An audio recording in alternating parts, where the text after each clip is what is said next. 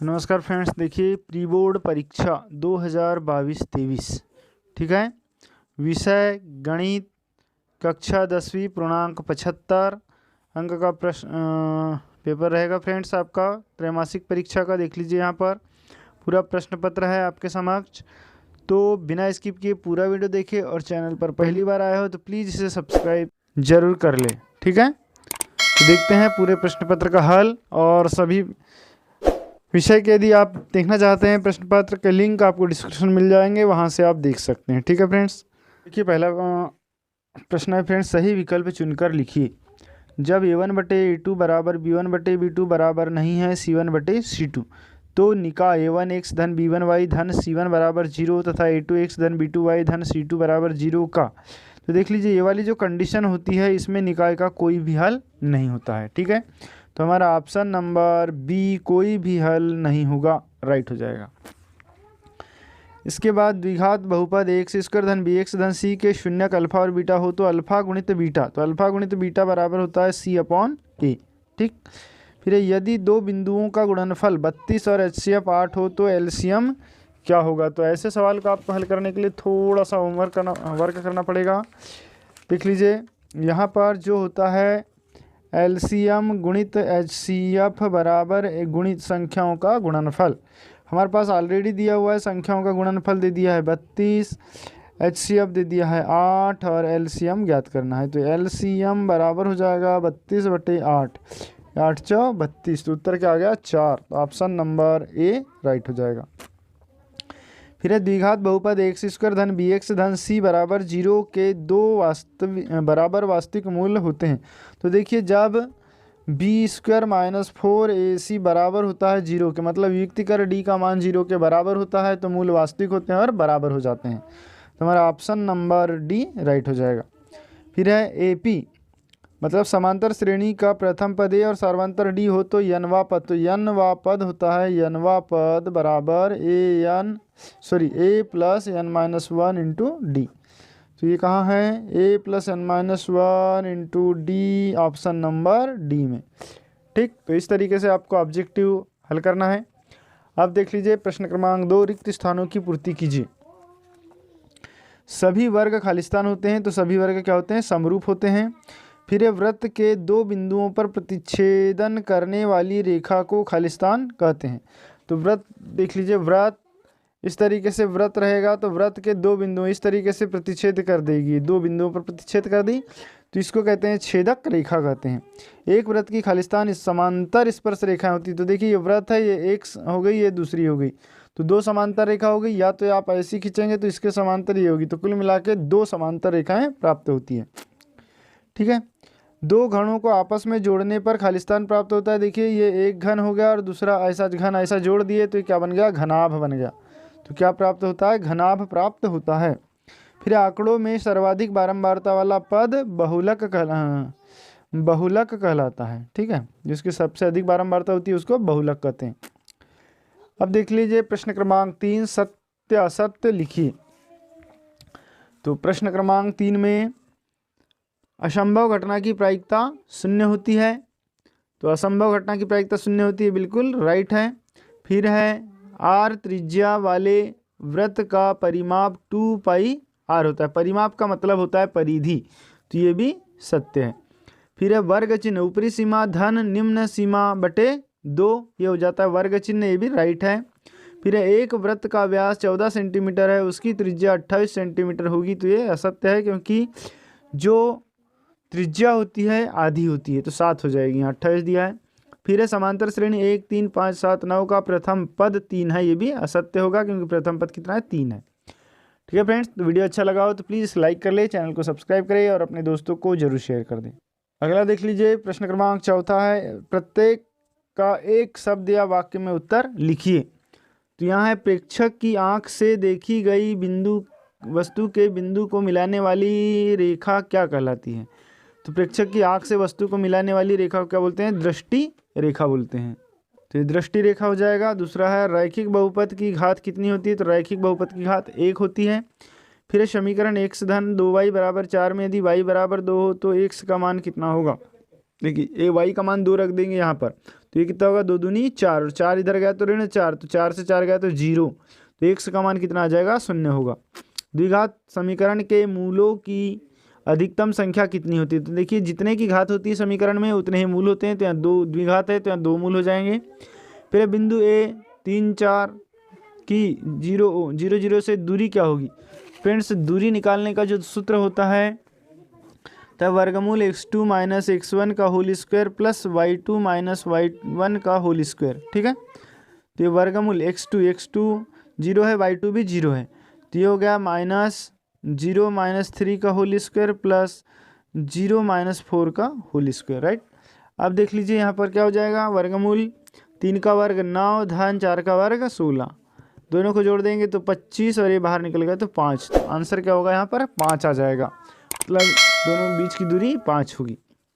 अब सही जोड़ी, प्रश्न क्रमांक 5 सही जोड़ी देखिए, स्तंभ अ और स्तंभ ब। तो साइन 45 अंश, साइन 45 अंश का मान कितना होगा, साइन 45 का मान होता है 1/√2, तो इसका ऑप्शन नंबर बी। फिर है 1 धन टेन स्क्वायर थीटा बराबर होता है सेक स्क्वायर थीटा, तो ऑप्शन नंबर सी। फिर 1 माइनस साइन स्क्वायर थीटा बराबर होगा cos square theta, option number A. फिर कॉस 30 अंश, कॉस 30 अंश का मान हो जाएगा वर्गमूल 3/2, जो कि ऑप्शन नंबर कहाँ है, एफ में है। फिर है 60 अंश, कॉस टेन 60 अंश, टेन 60 का मान होगा वर्गमूल 3, जो कि ऑप्शन नंबर डी, ठीक है। तो इस तरीके से आपकी सही जोड़ी भी कंप्लीट हुई। अब देख लीजिए प्रश्न क्रमांक 6। तो प्रश्न क्रमांक 6 में लिखा है संख्याओं 6 और 20 का अभाज्य गुणनखंड विधि से HCF ज्ञात कीजिए। तो आपको अभाज्य गुणनखंड विधि से पूछा है, तो इसको इस तरीके से हल करेंगे। सबसे पहले हम 6 के अभाज्य गुणनखंड लिख लेंगे, तो 3 गुणित 2, उसके बाद में 20 के अभाज्य गुणनखंड लिखेंगे, इसको पहले 2 लिखना चाहिए फिर 3, तो 20 के 2 गुणित 5 गुणित 2 दूनी 4, 4 पंचे 20, ठीक है। तो HCF 6 और 20 का HCF हो जाएगा, देखिए दोनों में कॉमन 2 है, तो यहाँ HCF होगा 2, ठीक है। तो इसका इस तरीके से इसको बनाना है। अथवा में दिया बिना लंबी विभाजन प्रक्रिया से बताइए कि परिमेय संख्या 13/125 का दशमलव प्रसार शांत है या अशांत आवृत्ति। तो देखिए जो 125 दिया 13/125, तो 13/13 हो गया, 125 को हम तोड़ देंगे 5 गुणित 5 गुणित 5, तो हो गया 125। देखिए यहाँ पर क्या है, 5 ही 5 है, तो जिसमें 5 और 2 होता है, या 5 होता है या 2 होता है, तो वो शांत प्रवृत्ति का होता है। तो फ्रेंड्स ये क्या हो जाएगा, शांत दशमलव प्रसार। तो आपको जब भी ऐसे सवाल आते हैं आप क्या करेंगे, हर का जो है गुणनखंड तोड़ेंगे, गुणनखंड में देखेंगे 2 और 5 के अतिरिक्त कोई भी संख्या यदि नहीं है तो वो शांत होगा, और 2 और 5 को छोड़कर दूसरी संख्या आती है तो अशांत आवृत्ति होगा, तो इसका हो जाएगा शांत दशमलव प्रसार, ठीक है। नेक्स्ट क्वेश्चन, द्विघात बहुपद x² धन 7x धन 10 के शून्य का ज्ञात कीजिए। तो इसके शून्य ज्ञात करना है तो आपके पास 2 विधि है, एक तो गुणनखंड विधि है और दूसरी सूत्र विधि है। तो सूत्र विधि, गुणनखंड विधि में देख लीजिए, इसको तोड़ेंगे तो x² प्लस 7x धन 10 बराबर, इसको लिखेंगे 0 के, तो ये हो जाएगा। दोनों में देखिए 10, ये 7 को ऐसा तोड़ेंगे कि 10 गुणा करने पर 10 आए, जोड़ने घटाने पे 7 आए, तो ये हो गया x² माइनस प्लस हो जाएगा 5 दूनी 10, तो 5x धन 2x धन 10 बराबर 0, तो ये हो गया x, और ये दोनों में से देखिए दोनों में से x कॉमन निकाल दिए, तो यहाँ बचा x ऋण, यहाँ बचा 5, ठीक है। तो धन, इन दोनों में से 2 बाहर निकाल दिए, तो यहाँ बचा x धन 10, सॉरी यहाँ धन आएगा, बराबर 0। अब ये देखिए x धन 2 एक कोष्टक में हो गया और दूसरे कोष्टक में x धन 5 बराबर 0, राइट। तो ये हो गया x धन 2 बराबर 0, या इसको लिख सकते हैं हम x धन 5 बराबर 0। अब देखिए x धन 2 बराबर 0 है, तो इसका पक्षांतर करें तो ऋण 2 आ गया, तो x बराबर ऋण 2 और या x बराबर ऋण 5 आंसर। तो ये 2 मूल निकल कर आ गए इसके, x ऋण 2 और x ऋण 5 बराबर ऋण 5, ठीक है। तो इस तरीके से इसको हल करना है आपको। फिर है किसी बहुपद px के लिए y बराबर px का ग्राफ नीचे आकृति में दिया गया है, px के शून्यकों की संख्या ज्ञात कीजिए। तो देखिए px के शून्यकों की संख्या, तो ये जो ग्राफ है फ्रेंड्स, x अक्ष को जितने स्थान पर काटता है उतने शून्यक होते हैं। तो यहाँ पर देखिए 1 2 3 और 4 स्थान पर काटा है, अतः हम यहाँ लिख सकते हैं चूंकि ग्राफ में ने जो वक्र है एक्स अक्ष को 4 स्थानों पर काटता है, इसीलिए px के शून्यकों की संख्या 4 होगी। ठीक। प्रश्न क्रमांक 8 लिखा हुआ है, बिंदु ए ऋण 5 7 एवं बी ऋण 1 3 के बीच की दूरी ज्ञात कीजिए। तो इन दोनों के बीच की दूरी बताना है। तो दूरी का सूत्र क्या होता है, इसको आप जब हल करेंगे तो इस तरीके से लिखेंगे, दूरी बराबर, तो दूरी सूत्र हो जाएगा एक वर्गमूल x2 माइनस x1 का whole square plus y2 minus y1 का होल स्क्वायर।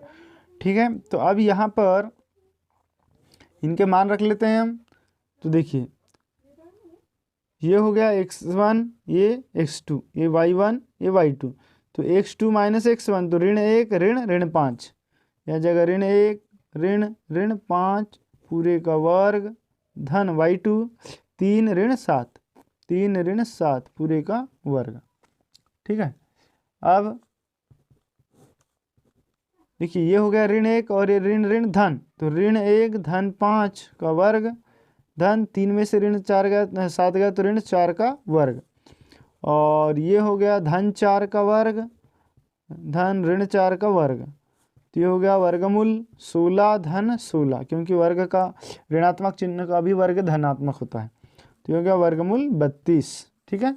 या इसको तोड़ दिए तो ये टूट जाएगा, 2 गुणी 2 गुणी 2 गुणी 2, 2 दूनी 4 4 दूनी 8 8 दूनी 16 16 दूनी 32। तो ये हो गया एक जोड़ी बनी, एक जोड़ी बनी तो 2 बाहर आ गया, ये भी 2 बाहर आ गया, वर्गमूल में 2 अंदर रह गया।